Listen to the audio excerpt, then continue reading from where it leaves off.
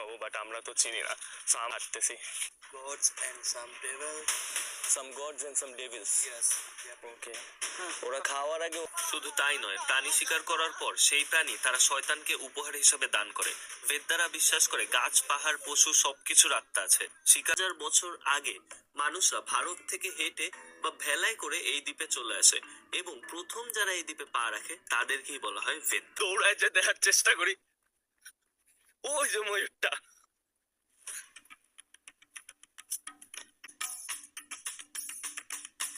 ওকে, আমরা এখন ব্যাগ দিতে হবে এখানে। কাছে চলে এসেছি এটা বুঝতে আর বেশি সময় লাগেনি, কারণ চারপাশ থেকে বিভিন্ন বন্যপ্রাণী আমাদের গাড়ির সামনে চলে আসছিল। Oh, there. Oh my God, I cannot see. But you are not going there. Not there, Very just dangerous, from here. very dangerous. Okay, okay, very. Oh my God. এই যে দেখেন, স্নেক। আমরা এখন সেই আদিবাসীদের সাথে কিন্তু দেখা করব। আমরা তাদের ক্ল্যানের সাথে, একজন মেম্বার আসবে, তারপরে তাদের ক্ল্যানের সাথে আমাদেরকে পরিচয় করা দিবে। আমরা একজন গাইড নিব, যত তাদের ক্ল্যান আমাদের ভাষা বুঝতে পারবে না। জঙ্গলের আরো গভীরে প্রবেশ করার পরে আরো দুইজন ভেদ্দা ট্রাইবের লোককে দেখলাম। আমাদের দেখে তারা দূর থেকে ধেয়ে আসলো। তারা নিজেরা নিজেদের মধ্যে অদ্ভুত এক ভাষায় কথা বলছিল। নিজেদের ভেদ্দা বলতো না, তারা নিজেদের বলতো ওয়ান্নিয়াল্লা আইত্য, অর্থাৎ বনের মানুষ। আর তাদের শিকার করারও আছে অদ্ভুত নিয়ম। তারা কখনো বাচ্চা আর গর্ভবতী প্রাণী হত্যা করে না, নিয়ে চাবানো শুরু করে দিল। Very salty, I think. Very salty. তাল মিলায় হাঁটতেই পারতেছে না উনি, খালি দৌড়ায় দৌড়ায়, কারণ ওরা তো অলওয়েজ হান্টিং মোড। ওনার ওইটা আইস দাও, ওনার ওইটা বাইনোকুলার, উনি খালি দেখে যে আমি এইটা খাবো।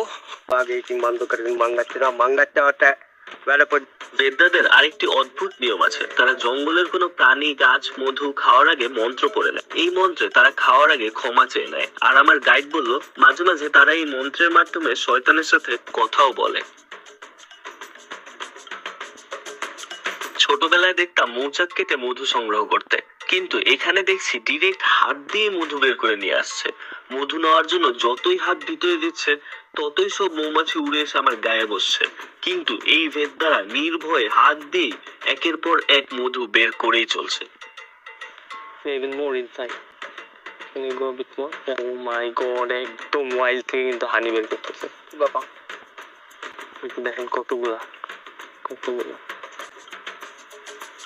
ভেদ্দাদের প্রধান আরেকটি খাবার হলো এই মধু, এমনকি এটা তাদের সবচেয়ে মূল্যবান সম্পদও। তারা জঙ্গল থেকে মধু শুধু খাওয়ার জন্য সংরক্ষণ করে না, বরং এটি তারা ঔষধ হিসেবেও ব্যবহার করে। মানে কোনো মেশিন ছাড়া থেকে ধোঁয়া ওঠে, তারপর আস্তে আস্তে আগুন জ্বলে ওঠে। আমরা আফ্রিকাতে যেই উপজাতি দেখছিলাম, এইটাই আজকের ডিনার। এভাবেই কিন্তু ওরা জঙ্গল থেকে খাবার সংগ্রহ করে। এই যে দেখেন, ভালো মাংসটা নিজেরা খায় না, তারা সেই মাংসটা আলাদা করে তুলে রাখে শয়তানের জন্য, মৃত ব্যক্তিদের জন্য, আর কিছু দেব দেবীর জন্য। কারণ তারা বিশ্বাস করে যদি তারা আত্মাদের সম্মান না করে তাহলে বন রেগে যাবে।